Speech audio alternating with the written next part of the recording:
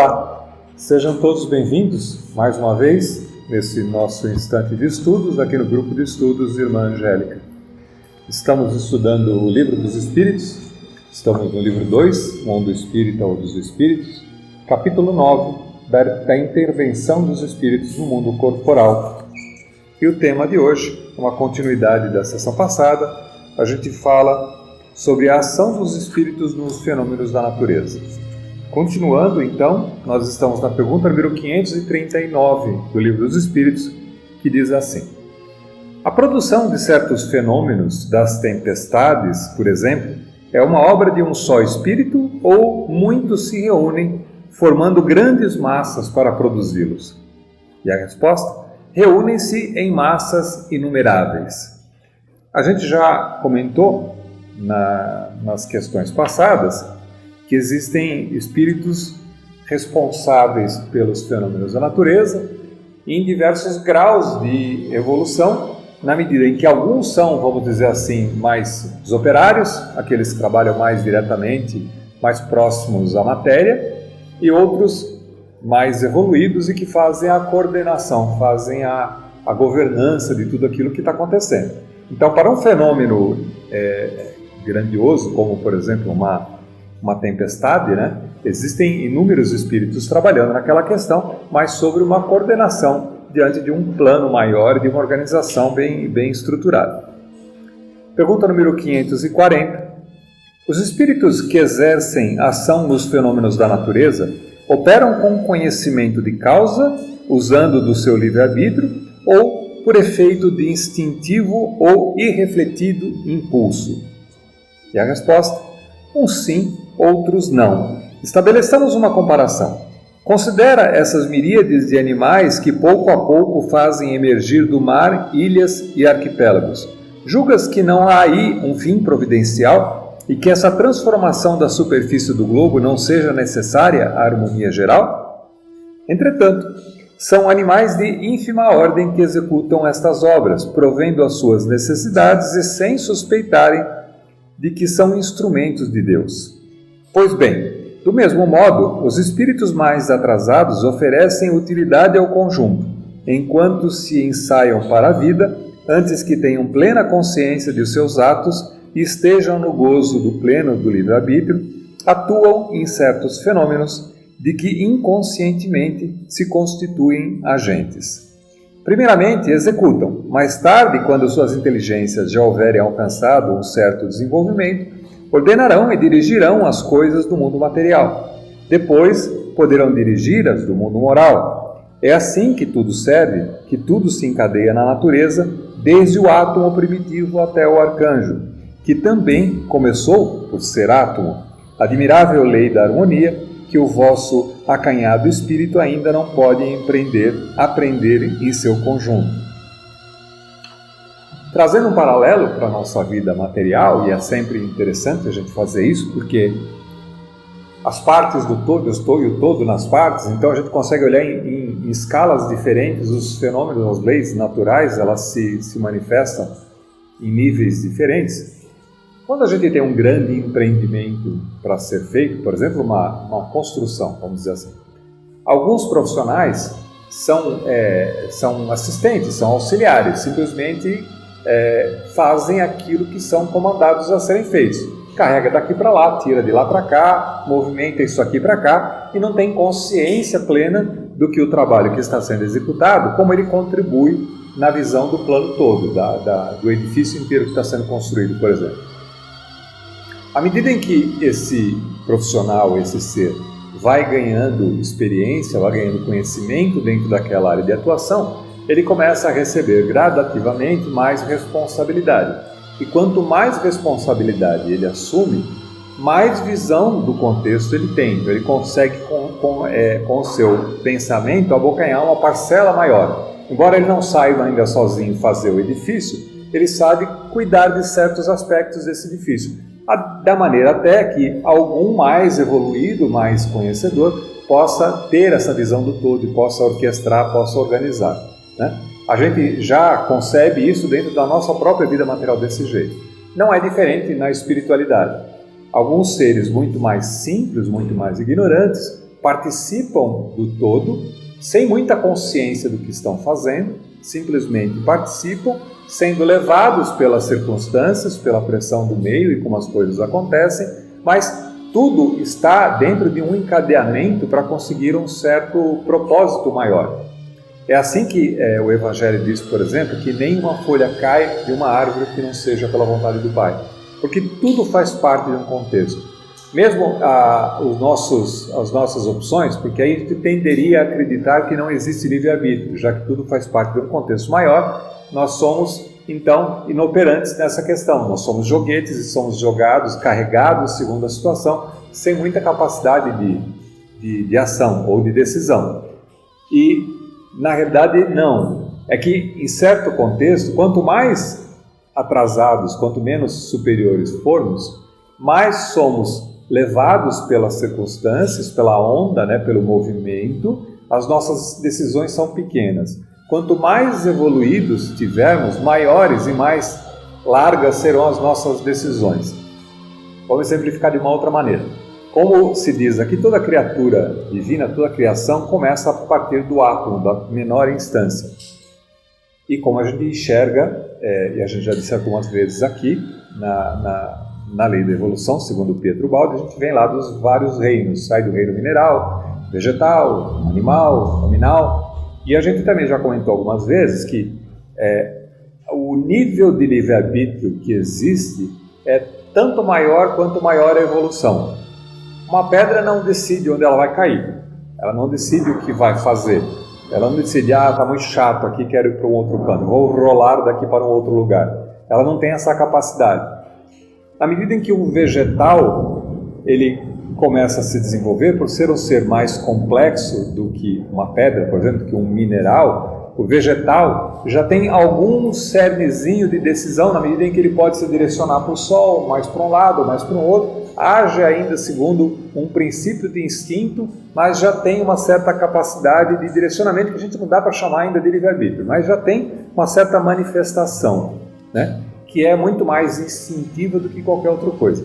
No animal também. No animal isso é mais largo ainda, na medida em que o vegetal, onde ele nasceu e foi plantado, ele não dá para dizer, fala assim, aqui tem pouca água, vou me mudar daqui, levanta as patinhas e sai andando para o outro lado. Um animal já consegue fazer isso. Se ele não encontra alimentação numa determinada região, ele se desloca para outra região. O animal tem, nesse ponto de vista, maior capacidade de decisão sobre as coisas. Embora ainda exista ali o que é o cerne, é a sementinha do livre-arbítrio. Não é livre-arbítrio, mas já é uma capacidade de decisão que o animal passa a ter. Muito empurrado pelo instinto, então o instinto trabalha no sentido de definir o que o animal deve fazer, quando é o momento certo de procriar, o que ele faz para proteger as crias, e aí cada espécie tem a sua maneira diferente de fazer, se protege mais, protege menos, tem que chocar o ovo, não tem que chocar o ovo. Tudo isso está impresso dentro do instinto do animal, então o animal reage, mas ele já tem uma certa capacidade de resolução maior. Maior ainda essa capacidade quando a gente passa para o reino nominal. O homem começa, através do seu desenvolvimento, ter uma capacidade maior de decidir sobre as coisas. Embora ainda exista o instinto que diga para a gente, por exemplo, que é o momento certo de procriar, por exemplo, como existe no reino animal, cabe ao homem decidir. Fala, não, eu desejo que não, eu acho que não é o momento, vou esperar um pouco mais, vou estudar nesse momento, não vou querer procriar, vou virar um padre, por exemplo, um sacerdote, abro mão desse aspecto em nome de um outro princípio. Então, embora exista ainda no homem, por ser, de uma certa maneira, ainda ter todas as capacidades, as características animais, uma capacidade de decisão maior. Você pode, embora esteja com fome, você consegue continuar mesmo com fome trabalhando, porque você precisa acabar esse trabalho antes de almoçar. Então, você decide muito mais, tem uma capacidade maior de decisão. Isso mostra para a gente que à medida em que a gente vai ganhando, a gente vai evoluindo como espírito, também vai aumentando em nós a nossa capacidade de livre-arbítrio. Aí então no homem a gente já começa a chamar isso de livre-arbítrio. Da mesma maneira que não dá para dizer que um homem, um Neandertal, por exemplo, que está numa etapa de evolução inferior, existe nele essa capacidade de livre-arbítrio muito desenvolvida, porque não tem, ele ainda é movido muito mais pelo instinto do que pela razão, pela inteligência, porque ainda está muito limitada a sua capacidade, né? Quando a gente pega nos dias de hoje, as nossas capacidades evolutivas aumentaram muito mais, temos uma razão muito mais evoluída, somos muito mais complexos em relação àquilo que a gente consegue achar, enxergar e discernir. Então, a gente tem uma capacidade de livre-arbítrio muito maior. Como tudo faz parte de um mesmo todo, no reino dos elementais, que a gente está dizendo, os espíritos que comandam a natureza, é muito semelhante. Alguns espíritos menos evoluídos agem de uma certa maneira levados pelo impulso de um instinto, vamos dizer assim, comparativamente, né? E outros já mais evoluídos começam a ter essa capacidade de organização, de decisão e podem então manifestar o seu livre-arbítrio. O problema que acontece, como acontece com a gente, e acontece mais ainda com a gente no reino nominal, é que na medida em que a gente acaba tendo mais capacidade de livre-arbítrio, as nossas chances de errar são maiores, porque as escolhas passam a depender da nossa decisão. Então, enquanto a gente é só empurrado pelo impulso, pelo instinto, existe uma lei natural que nos empurra no instinto. Então, não é muita chance de errar, mas também não tem muita decisão a fazer. Quanto mais decisão a gente tem, maior a nossa capacidade de errar. Então, é por isso que a gente entende que, embora o homem mais evoluído tenha mais capacidade de discernimento, ainda assim ele pode cometer erros maiores. Mas por quê? A gente também já comentou isso. A capacidade de errar dá para ele o aprendizado em cima do seu próprio erro, da sua própria tentativa. Tentar e errar não é problema, né? Na medida em que, se você erra, aprende com o erro e age de maneira diferente de uma próxima vez. O problema é continuar errando do mesmo modo, o que significa que você não está aprendendo com aquilo que você passa. Se você errou e modificou o seu destino, foi para um outro lado, aqui não está muito bom, vou fazer diferente da próxima vez, e toma um caminho diferente, você vai evoluindo. Isso, considerando as várias existências, vai dando para a gente como é que essa toada da lei da evolução que vai nos empurrando, aí sim, no estágio que estamos, muito mais pelo nosso livre-arbítrio, pelas nossas decisões, do que pelo instinto. O instinto continua existindo, somos seres ainda animais, né? Mas a nossa capacidade de discernir aumenta cada vez mais, e com isso a nossa velocidade de evolução, vamos dizer assim, o quanto evoluímos em cada existência, passa a depender muito mais da nossa capacidade de discernir, do nosso livre-arbítrio. Se nos dedicamos, se investimos o nosso tempo em aprender, em observar e corrigir os nossos comportamentos e fazer de maneira diferente, avançaremos muito rápido. Se passamos por essa existência meio preguiçosos, sem querer fazer muito esforço, sem querer aprender, sem querer fazer nada que agregue muita coisa, essa existência será fatalmente uma existência de pouca evolução. E aí só retardará a quantidade de tempo de vidas que nos caberá para poder crescer, já que todos nós somos condenados à evolução, todos iremos evoluir um dia, né? Com isso, a gente encerra esse tema e a gente passa para um outro tema agora, que chama-se os espíritos durante os combates. Então, como é que a espiritualidade funciona durante as guerras, durante os combates? Pergunta número 541. Durante uma batalha, há espíritos assistindo e amparando a cada um dos exércitos? E a resposta, sim, e que lhes estimulam a coragem. Os antigos figuravam os deuses tomando o partido deste ou daquele povo. Esses deuses eram simplesmente espíritos representados por alegorias. E essa é uma questão interessante. Do nosso ponto de vista hoje, o quanto é insano dois povos diferentes que estão guerreando pedirem suporte a Deus para a aventura da sua batalha, como se Deus pudesse tomar partido de um ou de outro povo. E por que existe a guerra? Explicando um pouco melhor. A gente já disse aqui que quando a gente faz as nossas orações, quando a gente faz as nossas conexões, a gente é atendido por espíritos, não diretamente por Deus, mas por seus emissários, por espíritos que são mais evoluídos do que nós, mas não tão evoluídos assim, afinal de contas ainda estão num processo de evolução, não são espíritos perfeitos. Então a gente consegue com isso entender muito mais facilmente que diante dessa situação, povos organizados tenham, de certa maneira, patronos na espiritualidade que ajudem e auxiliem, intuam, que assistam aqueles que são seus subordinados, aqueles com quem ele ajuda, auxilia. E mesmo os processos que a gente vê como abomináveis, como por exemplo a guerra, tiveram o seu espaço no tempo de evolução da humanidade. A humanidade passou por um processo onde esses embates eram necessários para que o homem pudesse desenvolver a inteligência, para que ele pudesse desenvolver o senso de grupo, a coesão, a coragem de enfrentar aquilo que pode causar sofrimento e a sua própria morte. Então, abandonar o seu lar, o seu conforto, em busca de defender a sua aldeia, né, a sua tribo, a sua cidade, foi uma característica durante um tempo da evolução humana que ajudou com que o homem desenvolvesse em parte o intelecto.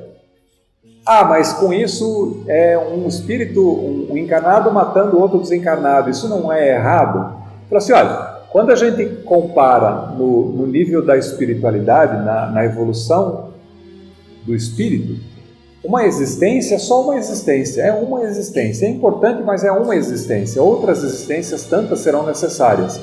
A gente também já disse que não é possível aprender tudo numa existência só, ninguém vai virar santo de uma hora para outra. Então é necessário que a gente desenvolva certas características. E cada vida dessa traz uma certa capacidade para aquele ser espiritual de aprender aquilo que aquele tipo de experiência lhe reserva. O que é possível aprender com aquele tipo de experiência.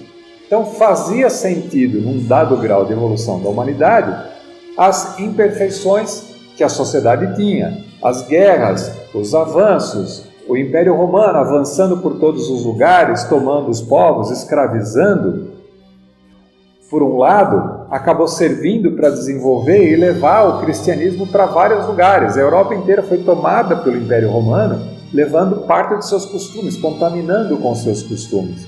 Então, fora o lado belicoso da humanidade, fora esse lado ruim, vamos dizer assim, né, de escravizar, teve um momento na história que isso se cabia. O que não é mais cabível é nos dias de hoje, com o desenvolvimento e evolução que a gente tem, não faz mais sentido necessitar desse tipo de guerra, né?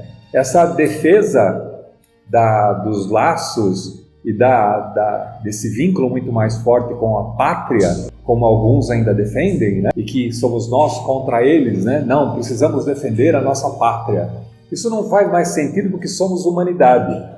Então somos de tal maneira integrados com outros povos e misturados com outros povos que defender a nossa pátria em detrimento de, por exemplo, não acolher um irmão de uma outra pátria que está sofrendo, está passando por necessidade e chega até nós por um processo de caridade, fala assim, esse sentimento começa a ser muito maior e começa a ser muito mais importante do que esse sentimento egoísta de pátria. Em alguns redutos isso ainda se manifesta de maneira muito forte, mas tende a assumir com o passar do tempo.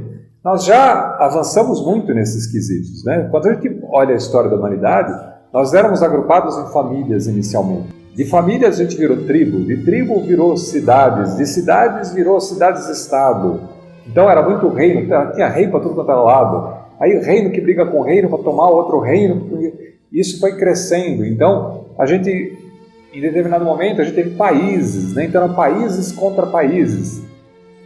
A gente já não mais fala países contra países, a gente fala América Latina, a gente fala Europa, a gente fala continente africano, como sendo grandes agrupamentos que têm características muito semelhantes. Norte América. Então a gente começa a enxergar cada vez mais esse nosso clã, vamos dizer assim, muito maior, e a gente há de enxergar logo logo isso tudo como humanidade, né? Somos todos e fazemos parte da humanidade terrena, dos que convivem aqui na Terra, de tal maneira que quando a gente começar a se enxergar como humanidade, provavelmente teremos o acesso a conseguir enxergar e tratar de uma maneira adequada irmãos nossos que possam vir ou possam ser moradores de outros planetas, porque somos todos filhos de Deus.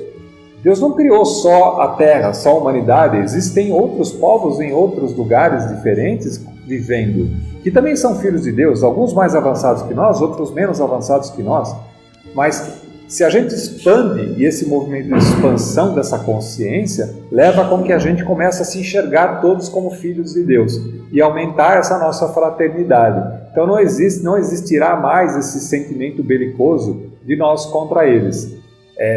Nesse próprio sentimento a gente vê o quanto os filmes, a cinematografia tem colocado como, por exemplo, os extraterrestres invadindo a Terra. Então os terráqueos se unem, todas as nações se unem para combater o inimigo externo, o inimigo exterior, o extraterrestre que está vindo para cá para roubar as nossas riquezas. Já é uma certa evolução de pensamento, embora ainda belicosa, ainda ruim, não tem sentido. Alguém que é muito mais inteligente vai vir para cá para roubar nossas coisas aqui, está se achando, né?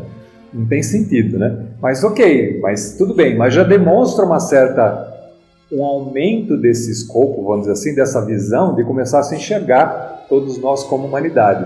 E por causa disso, por isso que o Evangelho diz, né, que mesmo os escândalos são necessários, né, mas há daqueles pelos quais o escândalo aconteça.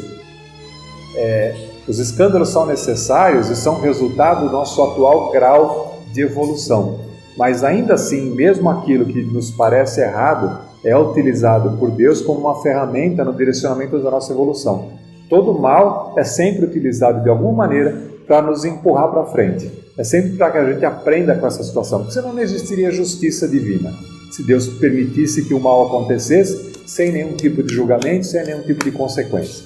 Então sempre existe consequência para aquele que pratica o mal, mais cedo ou mais tarde, mas ainda assim o mal ele é uma benesse no sentido de que ele é uma ferramenta, um instrumento através do qual a evolução se manifesta e é utilizada. Voltando aqui para a nossa pergunta, se existem espíritos que estão parando os exércitos. Lógico, como eu falei, existem espíritos que estão mais próximos de uma certa casta, de um certo lugar, de uma certa região, de uma certa pátria, e por terem mais similaridade com aquela pátria, então ajudam aqueles que são soldados daquela pátria, daquele ideal, daquele princípio, sem muita consciência de que não deveriam estar guerreando. Existiria um momento, naquele momento da batalha, existe a proteção. Então os dois exércitos, que normalmente acontece, nos épicos que a gente assiste, os exércitos sempre pedem ajuda de Deus para vencer a batalha.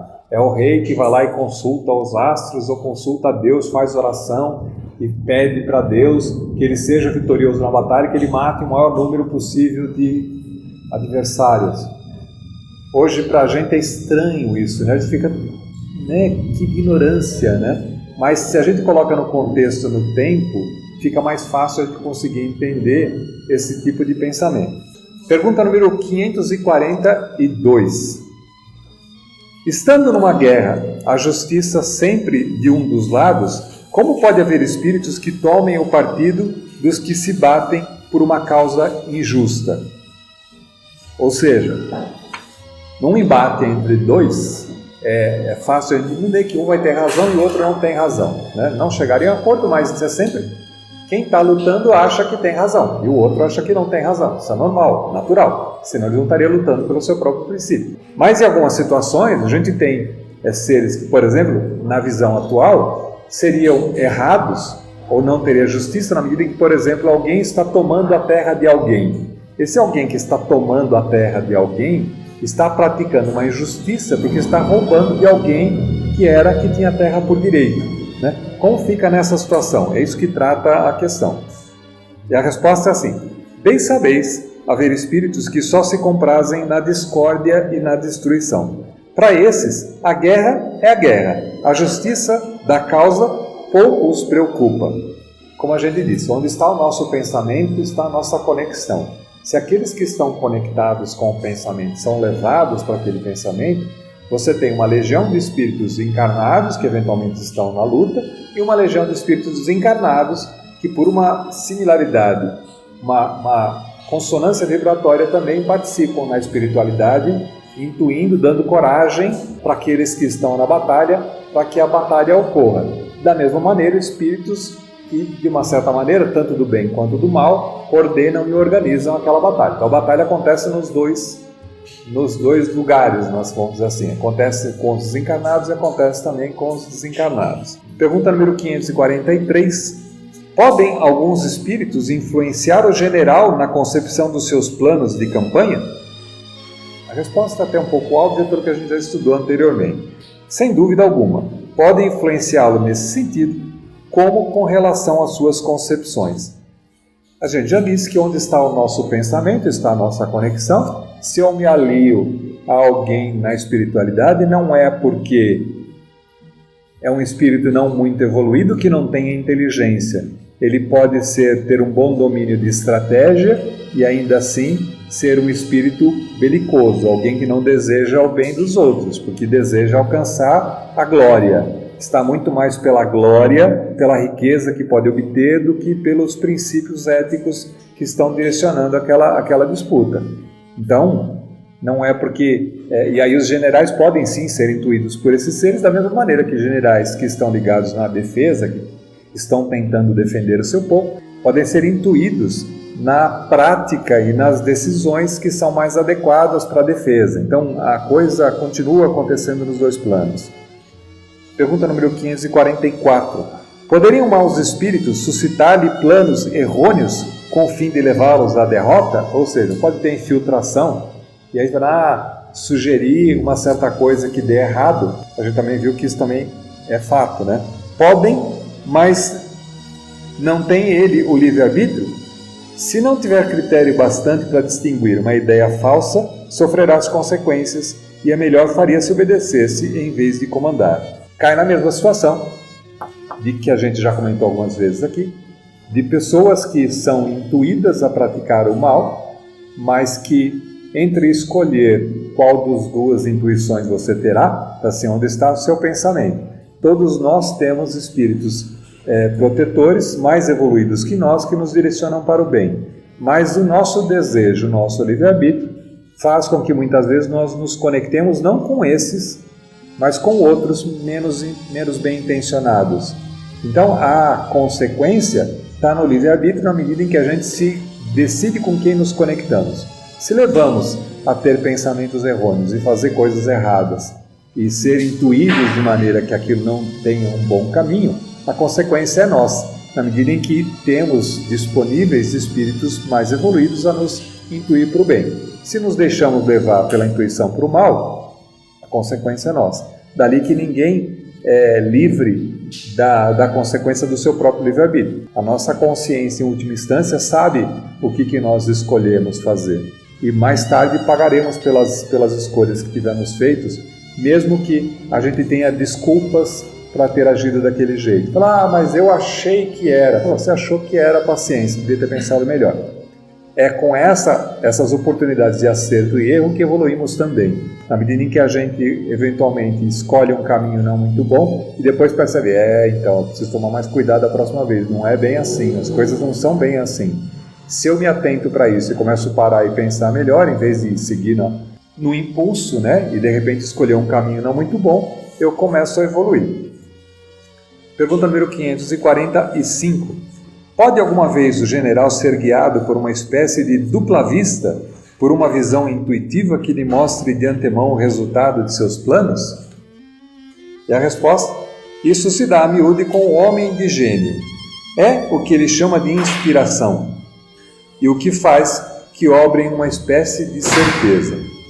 Esta inspiração que lhe vem dos espíritos que o dirigem, os quais se aproveitam das faculdades de que vem dotado. A gente já comentou aqui que, assim, nossa capacidade, todos nós somos médiuns em algum grau. Mediunidade natural, por termos passado por muitas existências, todos nós temos. Uns mais aflorados, mais sensíveis, outros menos sensíveis, mas todos em algum grau somos médiuns naturais. Mas existem os médiuns de prova também, aqueles que vêm em uma determinada situação, numa determinada época, para executar uma determinada tarefa.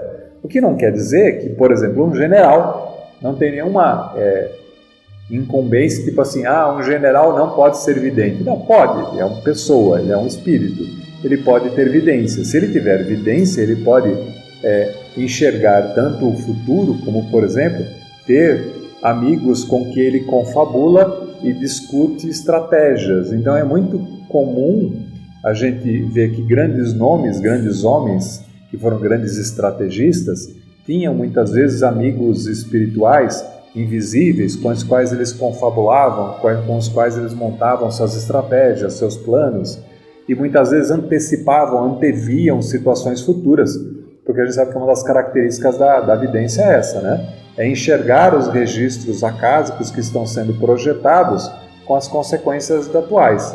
Então você não enxerga de fato o futuro, porque o futuro não existe ainda, mas você consegue enxergar a projeção daquilo que está para acontecer. A gente também já disse aqui que toda vez que fazemos algum tipo de projeção, fala assim, olhe para o tempo hoje assim, acho que vai chover, né? Isso é uma espécie de evidência. Se você ainda não olhou na meteorologia, você simplesmente olha para o tempo e fala assim, o tempo hoje está meio esquisito, acho que vai chover. Isso é uma espécie de evidência. Agora, o nível em que isso alcança depende de cada um de nós. Numa situação dessa, é como se a gente chegasse assim, semana que vem vai chover. Essa é a capacidade ampliada de enxergar uma consequência das vibrações atuais no futuro. Isso é o que tem, por exemplo, a capacidade de evidência no longo tempo. Pode ser que chova semana que vem? Existe uma grande chance sim, mas pode ser que não. Se bater um vento diferente, pode ser que as consequências dos dias depois na sequência mudem o vento e o tempo também mude. Assim também é a vidência. Ela não se manifesta de maneira rigorosa e rígida, mas ela é sempre uma projeção com base na leitura que se está fazendo agora. Quer dizer que ela pode vir a ocorrer ou não. Continuando, pergunta número 546. No tumulto dos combates, que se passa com os espíritos dos que sucumbem? Continuam, após a morte, a interessar-se pela batalha? Resposta: alguns continuam a interessar-se, outros se afastam. Dá-se nos combates o que ocorre com todos os casos de morte violenta. No primeiro momento, o espírito fica surpreendido como que atordoado, julga não estar morto, parece-lhe que ainda toma parte da ação e só pouco a pouco a realidade lhe surge. Nada diferente de em qualquer outra situação. Existem amigos da espiritualidade, espíritos desencarnados, que ainda não se deram conta que desencarnaram e que muitas vezes são chamados nas sessões para se manifestarem justamente para perceberem que já não tem mais. Porque na medida em que se você não acredita em nada depois da vida, e você morre e continua se percebendo consciente das coisas que acontecem ao seu lado, imagina a estranheza que não dá de ser, não, morto eu não estou, porque eu continuo vendo, continuo falando, continuo vendo tudo que está acontecendo. Eu falei, então, morto eu não estou. Se eu tivesse morto, eu teria apagado, teria sumido. Então, até cair a ficha, até se perceber, você imagina um fulano que está numa situação de combate e que de repente cai morto no campo de batalha. No furor do combate, ele pode ainda assim tentar continuar combatendo, só que ele já está desencarnado, até que ele tome consciência de que aquilo aconteceu. Alguns continuam se interessando por esse assunto e podem continuar ali no campo de batalha com os outros soldados, participando de batalhas futuras, e outros, em se percebendo que já não faz mais parte daquele plano, são direcionados para uma outra situação. É muito comum também a gente perceber rituais que são feitos, por exemplo, os vikings tinham muito disso, né? Os mortos em campo de batalha eram recolhidos e tinha todo um ritual para fazer cremação daquele que morria, ou colocando na barca para poder seguir com a barca, ou de colocar a moeda nos olhos para pagar o barqueiro. Então isso é bastante rico na mitologia e que a gente, olhando nos dias de hoje, fica mais fácil de a gente entender que esse era um sinal claro para aqueles que desencarnaram, que acho que eu morri mesmo. Se estão fazendo tudo isso comigo, eu morri. Se estão me queimando ali, é porque eu morri. Então tá bom, então morri, saio daqui e vou continuar a vida para o outro lado. E sempre algum tipo na cultura de uma destinação daqueles que morriam, como por exemplo no caso dos vikings, né? Vai para Valhalla, vai para o palácio dos deuses, né? Vai ser acolhido lá se você teve uma morte honrosa, você vai para o palácio dos deuses. Então sempre tem um tipo de destinação, um acolhimento espiritual para que esses seres, em acontecendo uma situação, por exemplo, num campo de batalha, pudessem ser separados dali, encaminhados para uma certa continuidade da evolução. As várias culturas sempre deram nomes diferentes, situações diferentes, resoluções diferentes para problemas que são problemas espirituais, são problemas da própria humanidade, características de nós como espíritos. Pergunta número 547. Após a morte, os espíritos que, como vivos, se guerreavam, continuam a considerar-se inimigos e se conservam encarniçados uns contra os outros? Resposta: nestas ocasiões, o espírito nunca está calmo. Pode acontecer que nos primeiros instantes depois da morte ainda odeie o seu inimigo e mesmo o persiga.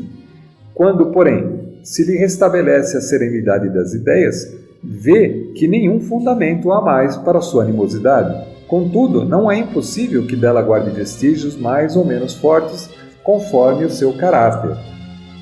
Existem alguns termos que isso era muito mais comum na antiguidade, menos nos dias de hoje, mas mesmo o Evangelho trata alguns casos onde ele menciona espíritos que participam de batalha. Então, é errado participar da batalha, né? E a resposta é não, se você tem um dever cívico a cumprir diante daquela situação. Você vai participar da batalha. Mas você está na batalha porque você deseja ou gosta ou tem prazer de machucar o outro e de matar o outro, ou você está na batalha cumprindo uma missão que lhe foi dada? Se você está na batalha simplesmente cumprindo a missão, uma vez terminada a missão, terminou a batalha para você, você segue a tua vida. Se você está na batalha e adquire o gosto de maltratar, de machucar, de ferir, pode ser que você continue na espiritualidade e agir da mesma forma. A gente sempre diz, fala assim, não é porque morreu que virou santo. A gente, quando desencarna, continua com as mesmas características que tínhamos aqui. Por isso é bom desenvolver boas características aqui, para quando a gente desencarnar, a gente está um pouquinho melhor. Uma consciência um pouquinho mais alargada, mas com umas características um pouquinho mais depuradas, né? Se a gente não evolui nada, continua aqui com as mesmas características, quando a gente desencarnar, vai continuar sendo o que é. Eu também já falei aqui algumas vezes, que uma frase que um chefe tinha escrito debaixo do vidro da mesa dele, que era assim, nunca acredite num homem porque ele tem cabelos brancos, porque os idiotas também envelhecem. Então, assim, não acredite num espírito porque ele desencarnou, porque os maus também desencarnam, né?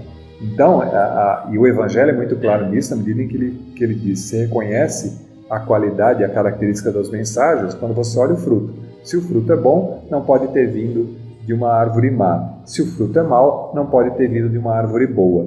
Então, é sempre olhar a mensagem que está sendo passada, se ela te encaminha para o bem, para a caridade, para o amor, para o perdão, que são virtudes que devemos desenvolver, ou se ela te encaminha para a vingança, se ela te encaminha para sentimentos que não são bons, de animosidade, de exigir alguma coisa que não vai te levar para o bom caminho. Dali a gente consegue então identificar a qualidade dos espíritos que estão passando as mensagens. Bom, a gente fica por aqui, a gente retorna então na próxima sessão. Tem mais uma perguntinha para esse mesmo tema, e depois a gente segue para o próximo tema, que são os pactos. Então a gente está, os espíritos durante os combates, que está no capítulo 9 da intervenção dos espíritos do mundo corporal, do livro 2, Mundo Espírita ou dos Espíritos, do livro dos Espíritos. Até a próxima!